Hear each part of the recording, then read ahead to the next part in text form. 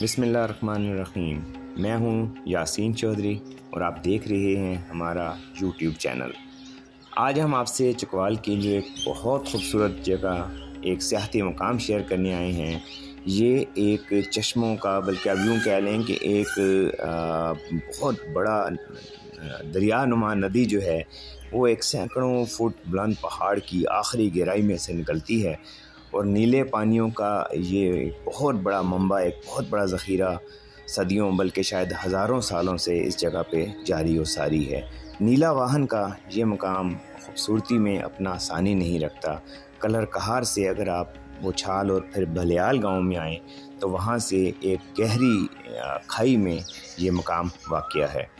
ये मकाम खूबसूरती में बहुत लाजवाब है और इंसान को दंग करके रख देता है कि नीले पानियों के लतादार चश्मे और इतना शफाफ पानी जिसका आप सिर्फ इमेजिन नहीं कर सकते हैं, और इन पानियों में फिर रंग बिरंगी मछलियों का पाया जाना एक इसकी खूबसूरती को चार चांद लगाने के मुतरादिफ है। चकवाल में इस तरह के कई खूबसूरत मकामात हैं जो आपको अपने शहर में जकड़ लेते हैं, और अगर आप सियाहती पैमाने पे उनको परखें तो इसमें कोई दो राय नहीं है कि दुनिया के खूबसूरत तरीन सियाहती मकामात किसी तरह भी इनसे ज़्यादा खूबसूरत नहीं है, या चकवाल किसी तरह भी उनसे कम नहीं है, बल्कि कई मकामात में तो ये अपनी एक बहुत ही इनफरादी हैसियत रखता है। यहाँ आप देख सकते हैं कि इसके चारों तरफ किस कदर खूबसूरत बुलंदो बाला पहाड़ फैले हुए हैं, जिनकी आखिरी गहराई में ये एक बहुत बड़ी नदी नुमा चश्मा पहाड़ों के नीचे से जारी है। इस इलाके में दाएं बाएं और भी लतादार चश्मे पाए जाते हैं। नीले पानी का ये चश्मा एक मुमकिनात में से ये भी बयान करता है कि हो सकता है कि इसका सोर्स जो है इस चश्मे का वो यहाँ से सैकड़ों हज़ारों मील दूर कोई पहाड़ी बर्फ़ानी ग्लेशियर हो कश्मीर में, या इससे भी आगे के बुलंद बाला पहाड़ी सिलसिलों में, क्योंकि उमूमी तौर पे कहा जाता है कि इतना शफाफ और नीला पानी सिर्फ बर्फ़ के बीच में से, बर्फ़ का पानी जो है वो इस तरह कन्वर्ट होकर इतना खूबसूरत बनता है।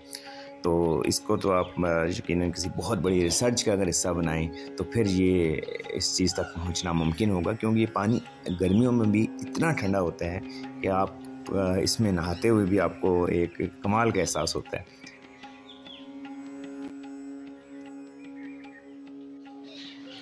गुज़री सदियों में इस जगह की इंसानों के हवाले से ख़ासी अहमियत रही थी, जिसके निशानात आज भी हमें देखने को मिलते हैं।